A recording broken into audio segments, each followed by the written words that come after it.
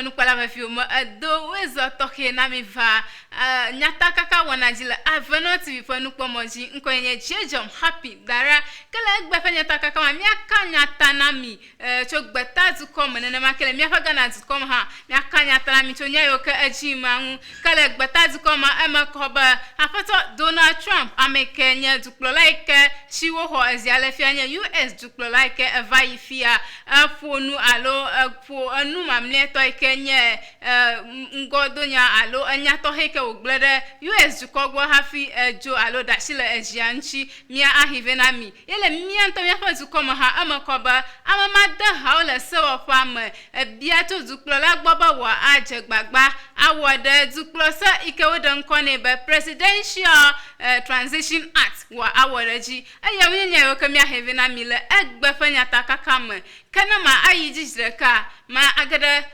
US dukom alaba afato Donald Trump enye duklola US duklola ike wo akhojale sifia afato Joe Biden akhojale si alaba ogbe malolo gabo khojaye sho e malolo garaji ba akwya ko dava ya maduju alaba no ji fukaka fifia aba loreji ba ahia ba ya dogola White House ane amabubu alo Joe Biden na va ahotefa ta lemeko joina agbro efa modonya adona apono to alo US duko alaba la fomfoma agbro be aba American duklola bla envo atolia na US duko enia jojo alo ya sidamaji anchi ba amabubu na gaba ahoda yetefa alaba ya gleda da to ebe nuike wo fa yova yo awu anu anya jijona yeke yo adamona amabubu ha ba wo ava wo etoshin eta America gbona ava wo etoshin fia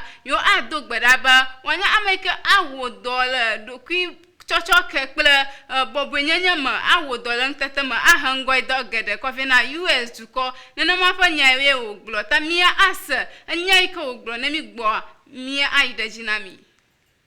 My fellow Americans, 4 years ago we launched a great national effort to rebuild our country, to renew its spirit, and to restore the allegiance of this government to its citizens. In short, we embarked on a mission to make America great again for all Americans. As I conclude my term as the 45th President of the United States, I stand before you truly proud of what we have achieved together. We did what we came here to do, and so much more. This week, we inaugurate a new administration and pray for its success in keeping America safe and prosperous. We extend our best wishes, and we also want them to have luck, a very important word. I'd like to begin by thanking just a few of the amazing people who made our remarkable journey possible. First, let me express my overwhelming gratitude for the love and support of our spectacular First Lady, Melania. Let me also share my deepest appreciation to my daughter Ivanka, my son-in-law Jared, and to Barron, Don, Eric, Tiffany, and Lara. You fill my world with light and with joy. I also want to thank Vice President Mike Pence, his wonderful wife Karen, and the entire Pence family. Thank you as well to my Chief of Staff, Mark Meadows, the dedicated members of the White House staff, and the cabinet and all of the incredible people across our administration who poured out their heart and soul to fight for America. I also want to take a moment to thank a truly exceptional group of people, the United States Secret Service. My family and I will forever be in your debt. My profound gratitude as well to everyone in the White House Military Office, the teams of Marine One and Air Force One, every member of the armed forces, and state and local law enforcement all across our country. Most of all, I want to thank the American people. To serve as your president has been an honor beyond description. Thank you for this extraordinary privilege, and that's what it is, a great privilege and a great honor. We must never forget that while Americans will always have our disagreements, we are a nation of incredible, decent, faithful, and peace-loving citizens who all want our country to thrive and flourish and be very, very successful and good. We are a truly magnificent nation. All Americans were horrified by the assault on our capital. Political violence is an attack on everything we cherish as Americans. It can never be tolerated. Now more than ever, we must unify around our shared values and rise above the partisan rancor and forge our common destiny. 4 years ago, I came to Washington as the only true outsider ever to win the presidency. I had not spent my career as a politician, but as a builder looking at open skylines and imagining infinite possibilities. I ran for president because I knew there were towering new summits for America just waiting to be scaled. I knew the potential for our nation was boundless as long as we put America first. So I left behind my former life and stepped into a very difficult arena, but an arena nevertheless with all sorts of potential if properly done. America had given me so much, and I wanted to give something back. Together with millions of hardworking patriots across this land, we built the greatest political movement in the history of our country. We also built the greatest economy in the history of the world. It was about America first because we all wanted to make America great again. We restored the principle that a nation exists to serve its citizens. Our agenda was not about right or left. It wasn't about Republican or Democrat, but about the good of a nation, and that means the whole nation. With the support and prayers of the American people, we achieved more than anyone thought possible. Nobody thought we could even come close. We passed the largest package of tax cuts and reforms in American history. We slashed more job-killing regulations than any administration had ever done before. We fixed our broken trade deals, withdrew from the horrible Trans-Pacific Partnership and the impossible Paris Climate Accord, renegotiated the one-sided South Korea deal, and we replaced NAFTA with the groundbreaking USMCA. That's Mexico and Canada, a deal that's worked out very, very well. Also, and very importantly, we imposed historic and monumental tariffs on China, made a great new deal with China, but before the ink was even dry, we and the whole world got hit with the China virus. Our trade relationship was rapidly changing. Billions and billions of dollars were pouring into the U.S., but the virus forced us to go in a different direction. The whole world suffered, but America outperformed other countries economically because of our incredible economy and the economy that we built. Without the foundation... mi etrogbo emenye dukplala hoho alo US dukplala hoho apeto Donald Trump akpedada kplenya do yoko gbo na US duko kple ameyo kata akpeda nchile fo do mo ya ke onojiji a odakpanu agbro enya vivio na wo ke choice egbe wo bubuto Joe Biden ameke hoziale dukplala hoho Donald Trump sha odom ejiji egba alaba anu gede wo chimle US duko makude adodo jiji manchi ke aba efa adodo jiji fe akpede ni a fa alo nglo konyi fanya he akhle na ama akpa alofa eneson ike COVID-19 dolela ewula US du koma ekoda bubu mamle onchi alaba etofie ni make va yi kenya blara gbe fie ni me va yi a o ashi akadio da Washington DC agboji akokoda bubu mamle na fa amanu gba onchi yele gban kekaji a okhle nchinya eko faji na amayo katake buo famo pa fumato kata ka la rojiji ma wo anugado wo mlaji la fima ka ni ka gafifinam aba nyonu amayibo alo Africa nyonu ena inyaba la US du komra no banu gblela US du cover history alo anu leda nyoma amakoba afono Kamala Harris inya nyonu gbanto ikewochi aba wanya dukplo la fa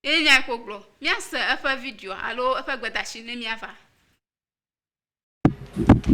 Matter in issue is the Presidential Transition Act of 2012, Act 865. As many of you are aware, after an election, some responsibilities and duties are placed on the incoming president, or call him the president-elect, that are germane for the general governance of this country. You recall that pursuant to Section 1 of the Presidential Transition Act 2012, Act 845, matters relating to it and whether or not the president is complying with the provisions of the Presidential Transition Act, Act 845, or is in breach of it, and to remind the president of the provisions of Article 58 of the Constitution, where he has a mandate to enforce the laws of Ghana. Section 6 of the Presidential Transition Act, Act 845, requires that the government prepares handing over notes 30 days to the presidential elections. Whether this has been complied with, I am in doubt. Section 7 of Act 845 requires the Administrator General. Does any of you know who has been appointed the Administrator General? I leave it to you. As we speak today, Parliament has no such record, official and formal, in its possession of any handing over note from any ministry, department or agency as required under Section 7 of Act 845. That is in breach, and that is not responsible enough for a government that must be accountable to the people of Ghana and to the Parliament of Ghana. So we are demanding respect to the letter and spirit of Act 845, that all handing over notes of ministries, departments and agencies are made available to Parliament. That, I believe, will be helping our work as an institution that exercises oversight.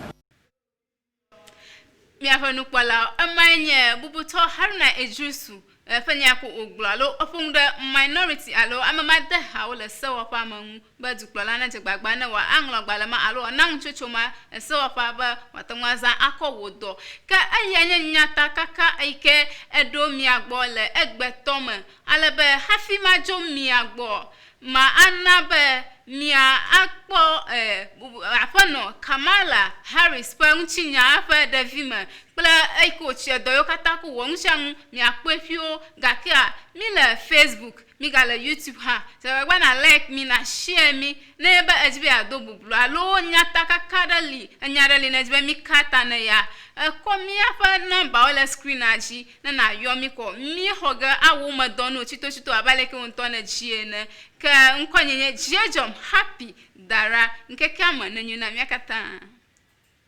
The thing about predators you should know is that they prey on the vulnerable.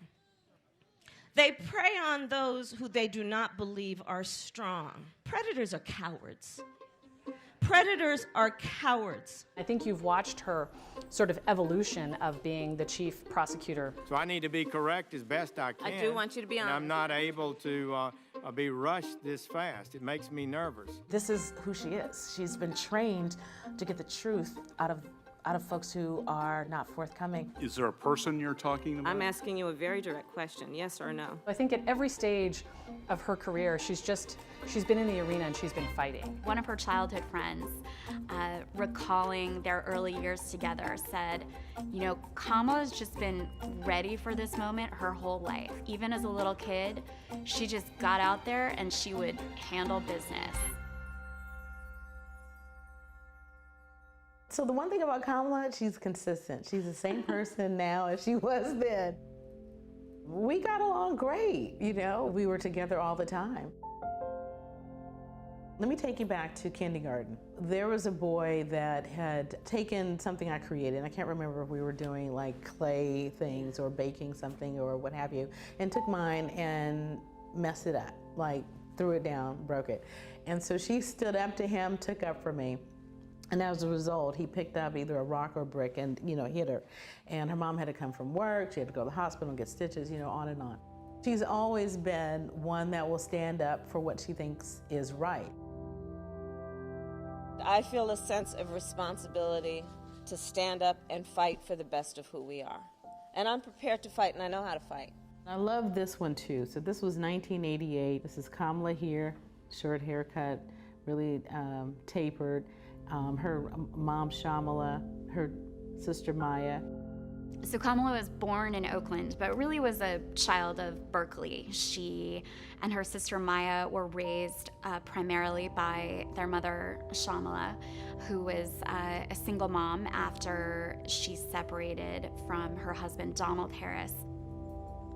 And her mother, even though she was from India, felt that living in Berkeley, it was really important to raise Maya and Kamala as strong, powerful Black women.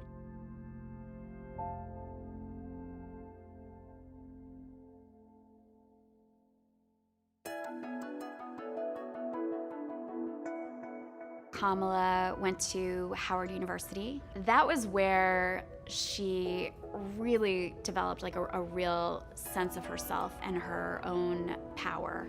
Howard taught me, and it has taught you. You can do anything, and you can do everything. And while she was there, one of the big influences in her life was her sorority. You're also AKA. Yes, I am. Those are my swords, and my sands are in the room as well.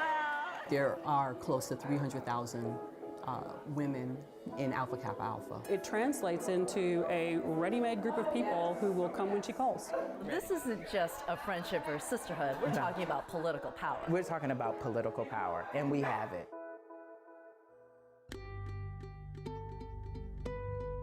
Even before she became a prosecutor, she really made a point of working with some of the most disadvantaged women in the Bay Area. She was organizing folks to figure out how to battle the real problem of sex trafficking in young women. And I was immediately enamored by her. She was young and amazing, but super tough. Scared and facing a felony conviction for selling cocaine. But the single mother caught a break when she was diverted to Back on Track, a reentry program that diverts young, nonviolent, first-time drug offenders from prison back into productive life. We charge them for committing the crime. They go to a courtroom and plead guilty because they did commit a crime. And this is about accountability. There's no fiction here. It's about, yeah, you did commit a crime, accept it, own up to it, and then let's talk about what we can do to change the circumstances going forward. When Kamala created Back on Track, she deeply knew and understood the flaws in the criminal justice system. She came into office, she was very clear, not on my watch. Sometimes it was 7, 8, 9 at night, and she would, again, dressed like she was entering the courtroom. And I remember one of the young women asked her if she ever dressed down to work. And she said, I would never come in front of you not being my best. What I saw her do with no resources, with an instinctual drive to change the system was amazing. As I hold the office of District Attorney for the City and County of San Francisco. Congratulations. You know, it's important, I think, to remember that she was running as the first female DA in San Francisco in our city's history. So we'd never had a woman in the state of California. There had never been a person of color to be DA. And, you know, it's funny, it's something that Shamala would say a lot of, you know, people might be comfortable with women in leadership, but not when it comes to their safety and not when it comes to their money. She was so deep in third place. I remember someone in law school pulled me aside and he was like, Susie, it's really admirable that you're supporting this woman. She does not have a chance, and if you really want to be a prosecutor, you can't support someone who has no chance against the sitting DA. Kamala wouldn't stop. 38-year-old Kamala Harris came out of nowhere and was swept into office as San Francisco's district attorney. And as she did, she made history. She was the first woman ever. Those were the hardest years of her career. Officer Isaac Espinoza was killed nearly 2 weeks ago on duty in the Bayview district. 21-year-old David Hill is accused of shooting Espinoza with an AK-47 assault weapon in the unprovoked attack. Isaac Espinoza was a model cop. He was the type of person that you'd want on your side out there in the community, keeping you safe. He was undercover. Pretty much everyone in the community was calling for the death penalty for this suspect. And Kamala Harris had made her position on the death penalty clear when she was running for DA. She didn't believe in the death penalty. She did come under extreme fire for that, and she was really out there on her own. But her conviction never wavered. She took it from all sides on that case, and I think probably the most bracing example was being at the funeral of Isaac Espinoza, and U.S. Senator Dianne Feinstein had been invited to give the eulogy, and she departed from her prepared remarks, and she called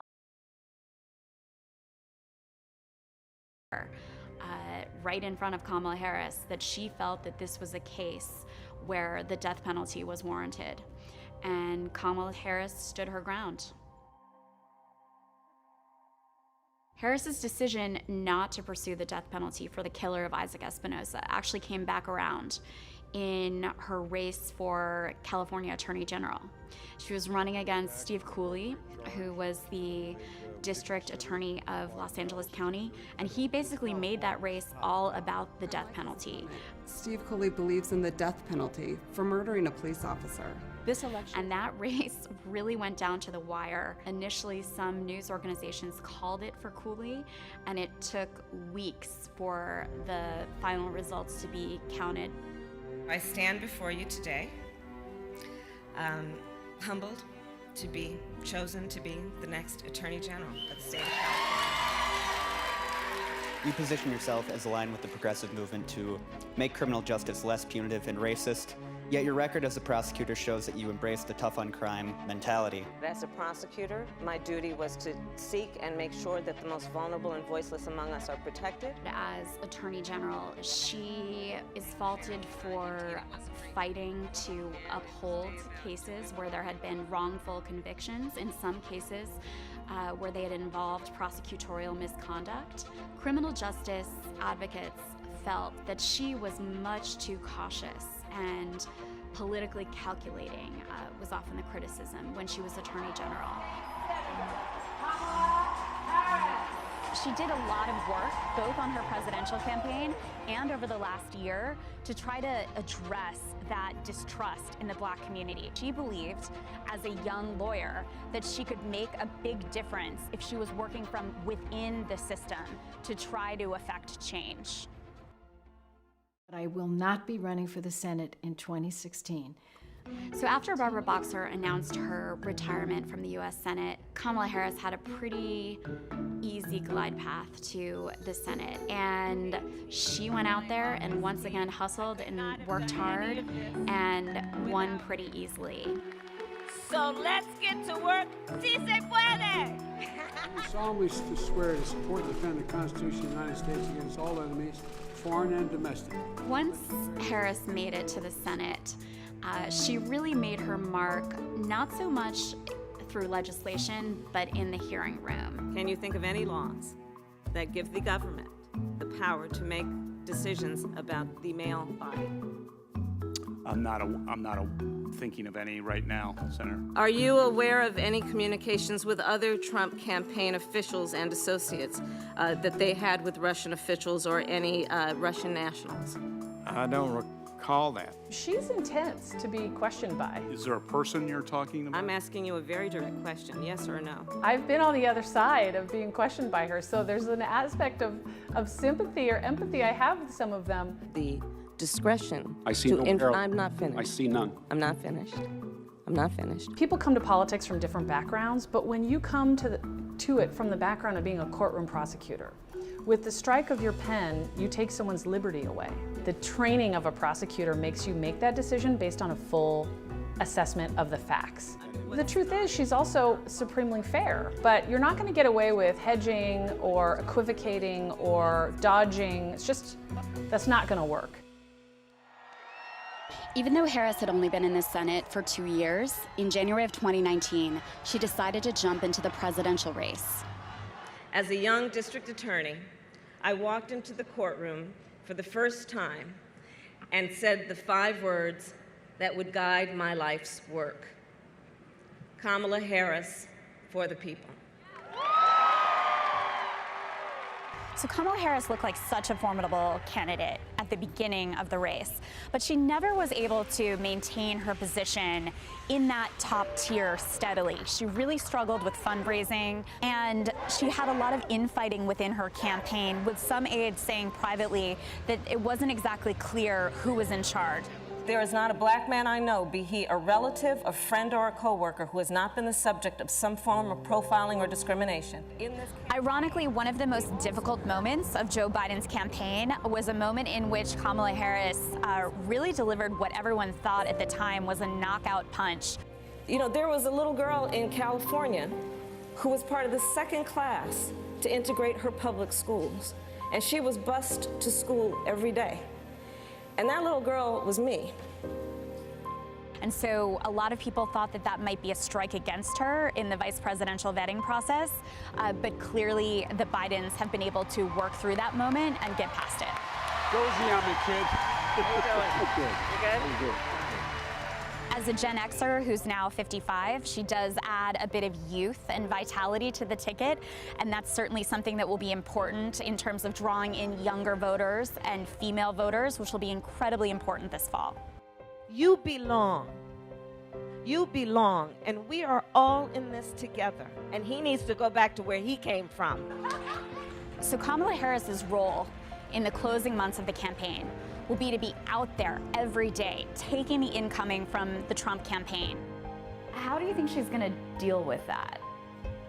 She's going to do what her mother would do, fight back.